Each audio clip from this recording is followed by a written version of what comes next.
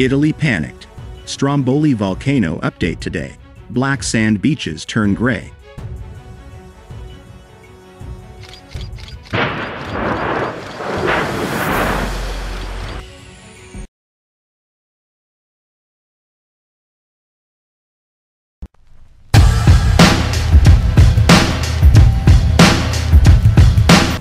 The paroxysm on July 11th created a large, tall column of ash, both from an explosive eruption at the summit and from a turbulent hot avalanche triggered by it that descended over Sciara.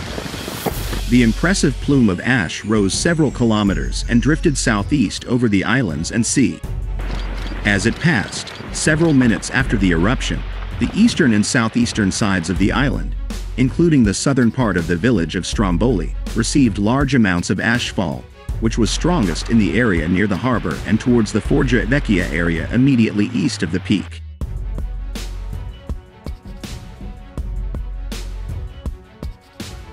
The ashfall deposits are mostly very fine-grained gray to brownish powdery ash, which reaches a thickness of about 1 millimeter in the southernmost areas near the port. Most residents are relatively quick to clean their roofs, terraces, and other surfaces. Stromboli's famous black sand beach is suddenly no longer black, but gray-brown.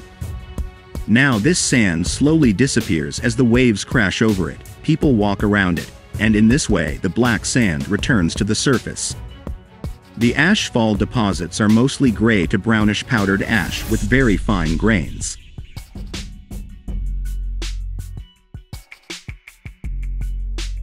Which reaches a thickness of about 1 millimeter in the southernmost area near the port.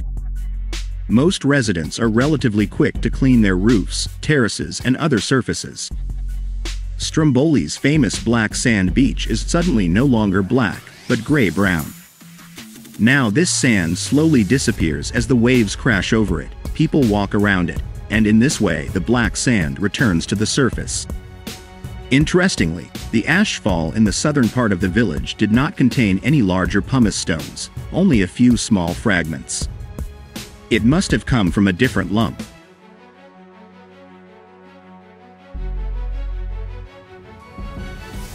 One hypothesis could be that the pumice-rich part of the plume, corresponding to the magma erupted during the vertical eruption, did not hit the eastern part of Stromboli at all and simply deposited to the south and sea, where it then swept the floating pumice onto the coast at eastern part of the island.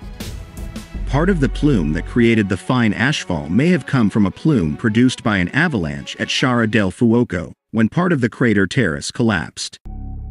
This lump contains a lot of old crushed rock, which was originally located in the crater area.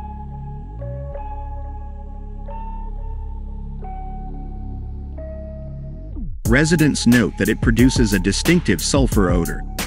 It would fit with this picture that most of the material originally came from the crater area, which contains abundant sulfur deposits from fumaroles.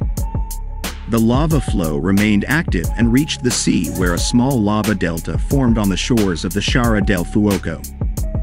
According to the latest update from the Volcano Observatory in Catania, INGV, the effusive activity, generated by two vents at 485 meters above sea level, increased around midday.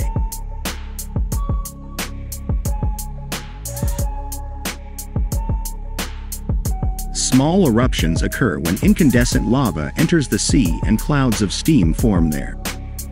Lava blocks also frequently cause rock slides in Sciara.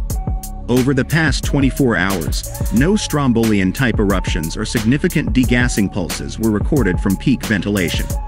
This is typical for flank eruptions like the one occurring now. Most of the magma and gases contained therein leave the system from the side vents, without reaching the usual top vents.